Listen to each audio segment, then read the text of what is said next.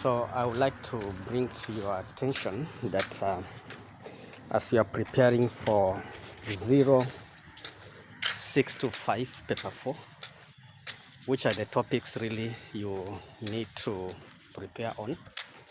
One of the topics that you need to know is motion graphs, because you may be asked to describe motion on different graphs. If you are given a velocity time graph, you know that gradient of a velocity time graph represents acceleration. Area under the graph of a velocity time graph equally represents distance or displacement covered by that particular object. You'll also need to know the formula acceleration of acceleration. Acceleration is equals to final velocity minus initial velocity over time. You need to know how you can be able to apply that formula whenever you're given a question to work out. Above all, if you have a velocity time graph which is a straight line, it means that's constant acceleration, and if it's a curve, is changing acceleration, can be increasing gradient or decreasing gradient, so you'll be able to know exactly how to approach that. So focus on motion graphs, how to describe them, and different features that represent each of a given graph. Also, you need to look at momentum, question to do with impulse, question to do with force equals to mass times acceleration. You may be asked questions on that area. If you are asked about the question to do with weight, you should be in a position to do that, so that you can be able to pass that exam. So the key point is also ensure that you are going through various past papers. The topic of radioactivity, you need to understand what you mean by half-life. Half-life is one of the areas that you need to look at, because you know how to define the term half-life. Half-life is time taken for the activity of a radioactive substance to decrease by a half, or the mass of a radioactive substance to decrease by half. So also from the graph of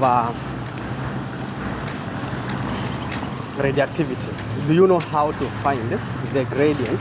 Sorry, do you know how to find the half-life from those kind of graphs? Because if you find the half-life you need to find the half-life by checking when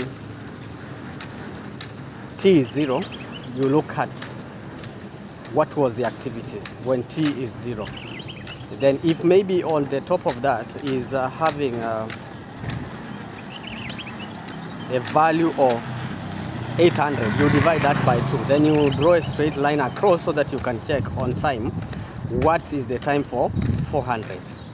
So that's another area. Under space physics, you need to know how to work out orbital speed of different celestial objects. V is equals to 2 pi r over the time period of that particular orbit. Understand differences between different orbits, that is orbit of planets, orbit of comets, orbit of the moon, because the moon orbit around the sun, around the earth. Yeah. Renewable and non-renewable energy resources. We know that renewable energy resources are those resources that you will use forever. They will never be depleted. But non-renewable, those that can be finished. Examples of which, because oil, coal, gas, those are non-renewable. Once they will finish them, to take a period of time for you to replenish. But non-renewable, we have wind, solar, we have tides and waves. which means you'll never finish them. And the advantages of renewable energy resources, of course, they don't contribute to greenhouse gases, they don't contribute to global warming. So if you're in a position to remember that, it means that you can be able to do that particular exam comfortably.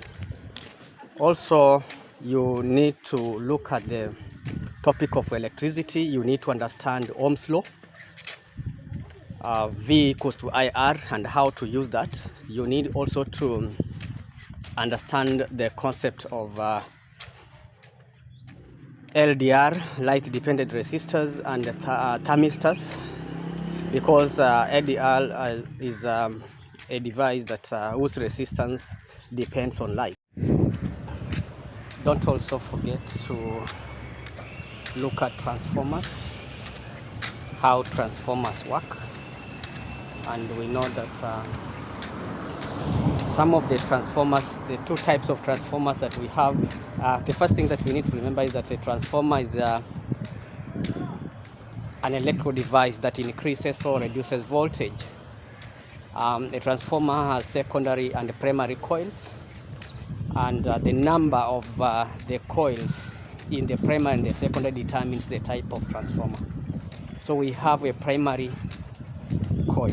If the primary coil has more turns than the secondary coil, then that becomes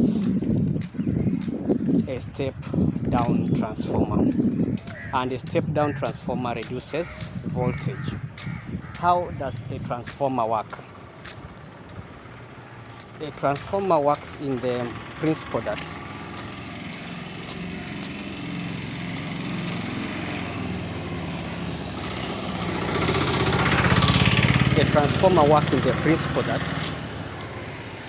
how does a transformer work, guys? How does a transformer work?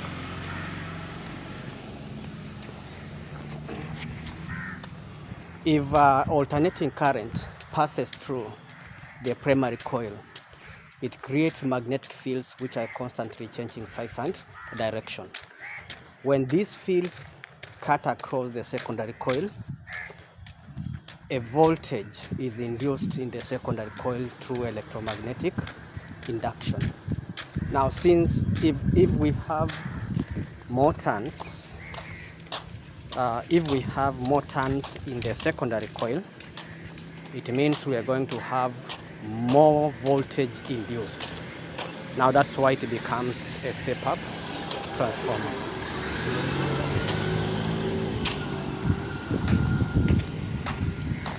So at the same time, you need to understand different formulas for transformers. Number of turns in the primary over number of turns in the secondary is equals to voltage in the primary over voltage in the secondary. And power loss, also the power formula.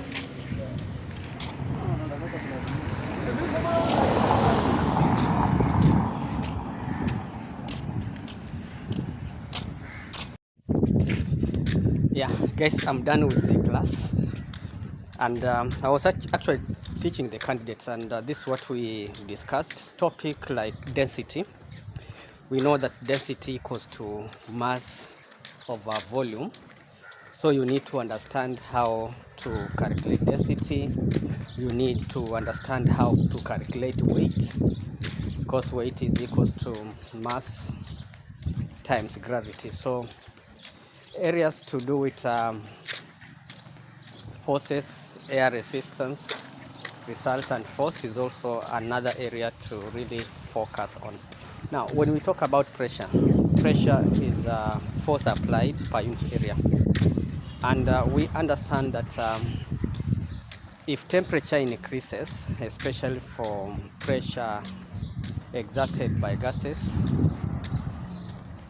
according to the kinetic energy of matter, theory of matter, if the temperature of a gas increases, pressure increases due to the increase of the number of collision per unit area.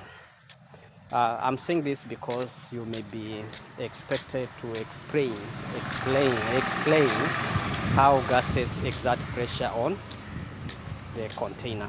So as the air particles move about, they collide with the walls of the container, exerting a force, and force exerted per unit area is pressure. So in that case, if the temperature increases, the number of collision, the kinetic energy of the particles increases, and this is going to affect the pressure.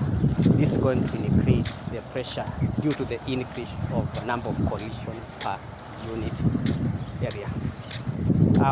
You need also to remember that pressure in liquids is height times density times gravity, because that's also another area that may be asked. Guys, good luck. Good luck.